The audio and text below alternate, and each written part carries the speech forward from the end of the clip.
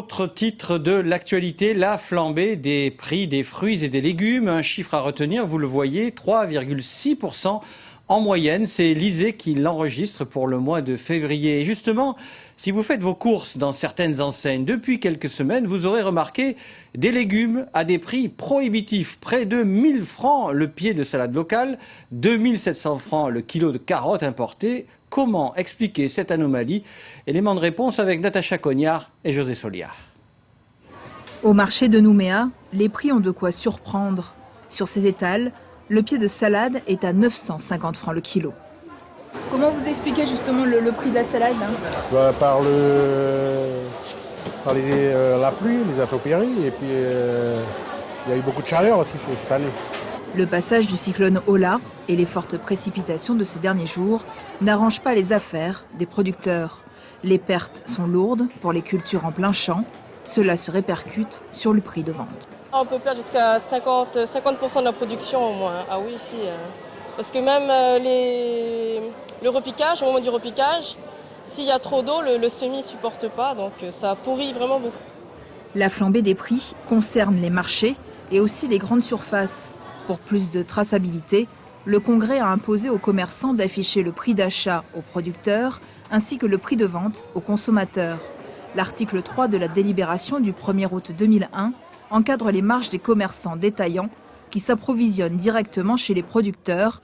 Un coefficient multiplicateur de 1,35 est appliqué aux fruits et légumes. Pour UFC Que Choisir, la réglementation devrait être beaucoup plus poussée. Normalement, le gouvernement prend des réglementations, il limite la marge des revendeurs, non la marge des producteurs. Et actuellement, donc, des agriculteurs s'organisent pour moi, organiser une pénurie qui fait monter les fruits et légumes, le prix des fruits et des légumes surtout, et essaie de s'opposer à l'entrée de petits producteurs qui pourraient faire baisser les prix. La problématique des prix des légumes importés est aussi largement évoquée. Par exemple, ces carottes d'Australie, elles coûtent 2700 francs CFP le kilo. Les vendeurs le précisent, il s'agit de légumes destinés aux fins gourmets. Alors comment consommer des produits au juste prix? En privilégiant les circuits courts entre producteurs et consommateurs et en suivant le conseil de cette cliente. Quelle est la solution pour les Calédoniens finalement? De cultiver leur salade. Voilà, la politique à présent avec le groupe mélanésien Fer de Lance. Il fête ses 30 ans, cérémonie coutumière au Centre culturel Chibaou, discours et réflexions. Une célébration qui a malheureusement souffert de nombreuses défections parmi les têtes d'affiche attendues. Bernard Lassos et Claude Lindor. Peu de monde pour cette journée de mémoire et d'échange, censée fêter le 30e anniversaire du groupe du Fer de Lance mélanésien. Un accueil mitigé, comme l'a montré le programme chamboulé en dernière minute du fait des absences. Côté indépendantiste notamment, exit le discours de Rocco Mitan, pourtant ancien président de l'institution, créé pour supporter le FLNKS, comme le rappelle Caroline Machoreau. Le fondement même de cette organisation, c'est la libération, c'est d'aider le peuple kanak à se libérer du joug colonial. Autre retrait de la programmation, Philippe Germain et Thierry Santa, nos présidents, devaient évoquer les enjeux et perspectives d'échanges politiques et économiques avec cette instance régionale. Échange, il est vrai, pas évident à formaliser.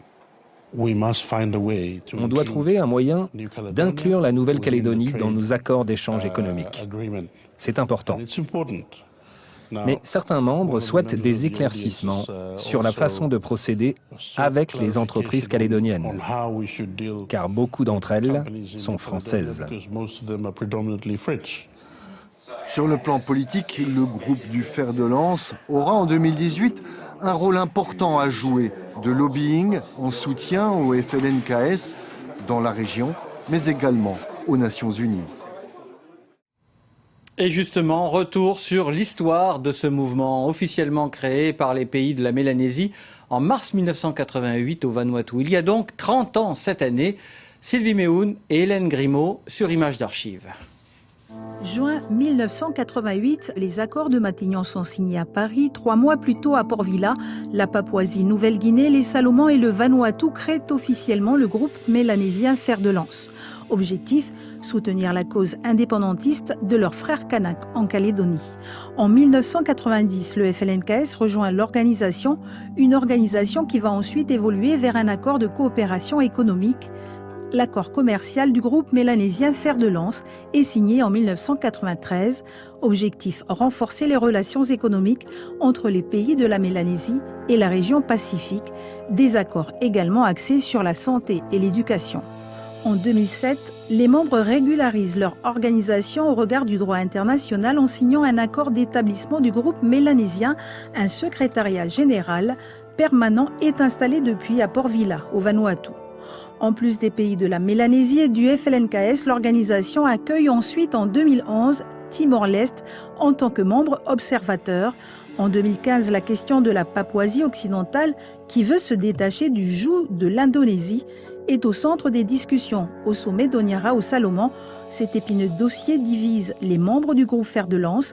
Finalement, le sommet d'Honiara décide d'accorder à l'Indonésie, soutenue par les membres influents que sont Fidji et Papouasie-Nouvelle-Guinée, le statut de membre associé et celui de simple observateur au mouvement uni pour la libération de la Papouasie occidentale.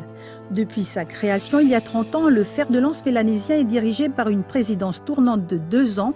Actuellement, c'est la Papouasie-Nouvelle-Guinée qui occupe le siège avant de céder la place au Vanuatu en 2019. Politique toujours avec le projet de loi organique sur l'organisation de la consultation de l'accession à la pleine souveraineté de la Nouvelle-Calédonie. Il est en débat à l'Assemblée nationale à Paris. Les travaux ont été ouverts par le Premier ministre. A priori, le texte devrait être adopté dans les mêmes termes que devant le Sénat. William Cromwell et Philippe Hernando ont suivi les débats à Paris. La ministre des Outre-mer bloquée à Mayotte, ça n'est autre que le Premier ministre qui a défendu le texte du gouvernement. Édouard Philippe, plus que jamais attaché à la réussite du processus, même s'il reconnaît qu'il est très délicat. Poser la question de la pleine souveraineté, ou de l'indépendance, ou du maintien dans la République, c'est demander au peuple de trancher. Ça n'est pas sans risque parce que trancher, c'est parfois prendre le risque de diviser. Et diviser en Nouvelle-Calédonie, c'est encore plus qu'ailleurs dangereux. Mais avec cette loi, le scrutin d'autodétermination serait sécurisé juridiquement.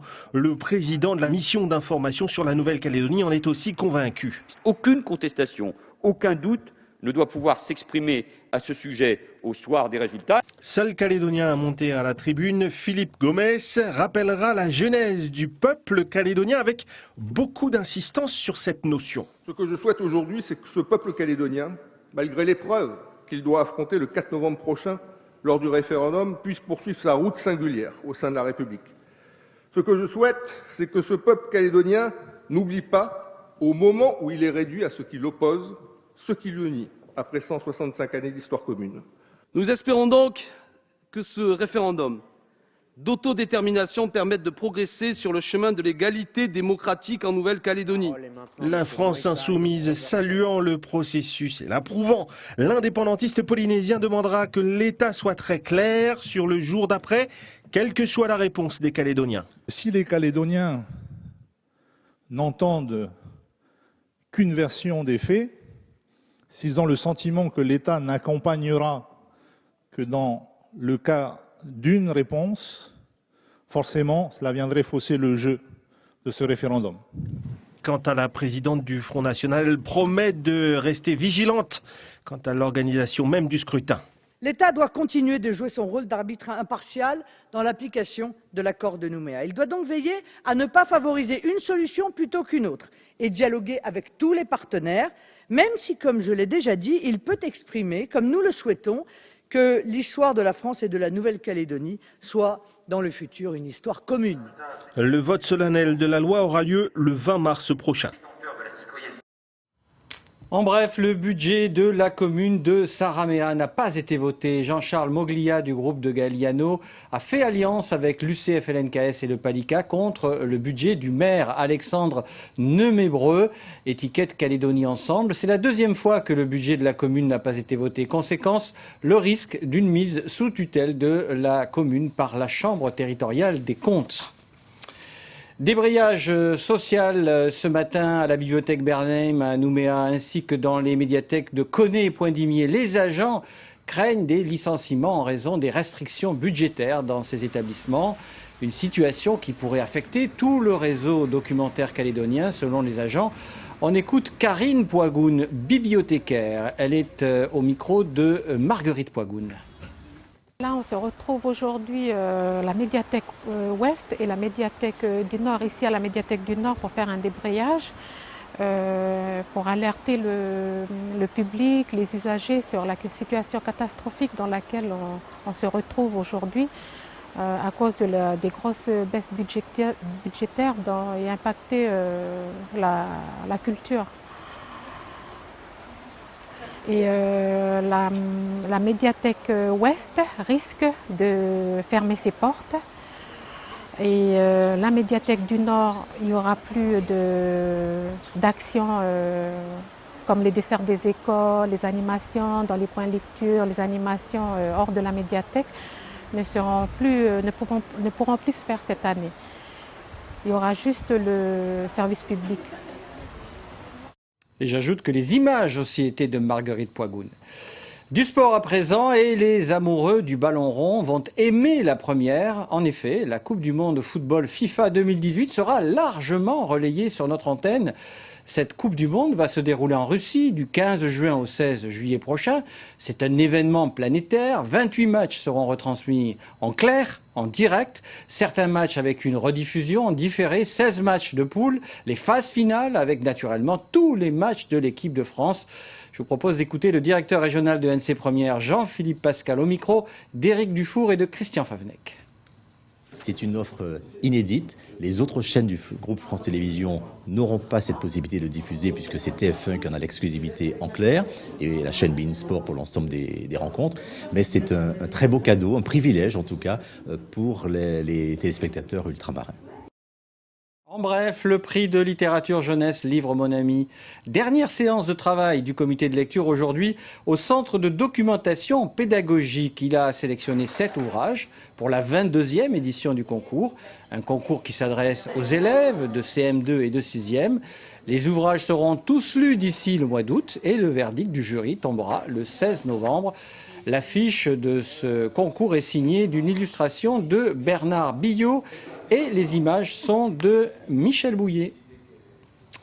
Et puis de la culture, pour terminer ce journal, avec le musée de Nouvelle-Calédonie. Il abrite la plus grande collection d'Arcanac au monde et depuis le 6 mars, une partie des 8500 objets qu'il renferme est consultable en ligne sur le site du musée. Caroline Antich-Martin et Gaëlle Letcheverry.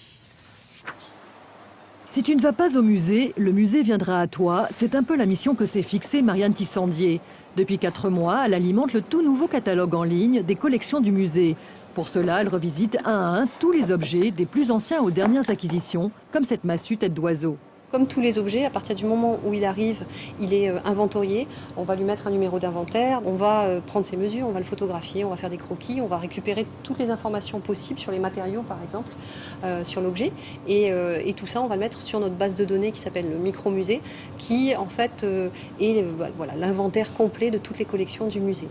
Et de cette base de données, une partie va être ensuite mise en ligne sur le site internet du musée. 264 objets sont déjà en ligne. D'ici 2 ans, Marianne espère y mettre la quasi-totalité des collections, soit plus de 8000 pièces. Objectif, permettre à tout un chacun de profiter de ces trésors. C'est quelque chose qui va attirer les gens aussi au musée parce qu'ils vont se rendre compte de la richesse de nos collections. Et puis c'est un devoir en tant que musée de mettre à disposition quelque part, de valoriser tous les objets de la collection qui appartiennent aux Calédoniens. Enfin, dans le cadre du projet éducatif calédonien, ça donne aux professeurs, aux instituteurs, aux élèves aussi des ressources supplémentaires sur les objets du pays et les objets qui sont liés à l'histoire de la Nouvelle-Calédonie. Chaque fiche est une mine d'informations, poids, taille, composition, date et lieu de collecte, utilisation. Toutes les données sont en ligne ou presque. Des informations liées à la localisation exacte de l'objet, sur quelle étagère il se trouve, le prix d'achat par exemple, ou la valeur d'assurance, des choses comme ça, sont des données qui sont relativement confidentielles. Donc on se limite à des informations qui nous semblent pertinentes et intéressantes. En 8 jours, le catalogue en ligne a déjà attiré plus de 100 visiteurs, dont 75% de Calédoniens. Il répondait manifestement à un besoin.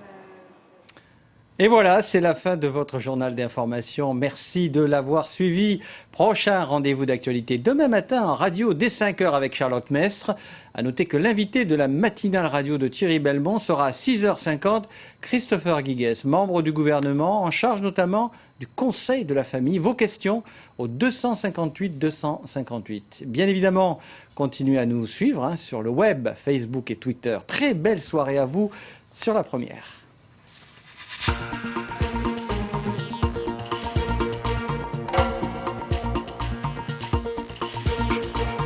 L'info continue sur lapremière.nc.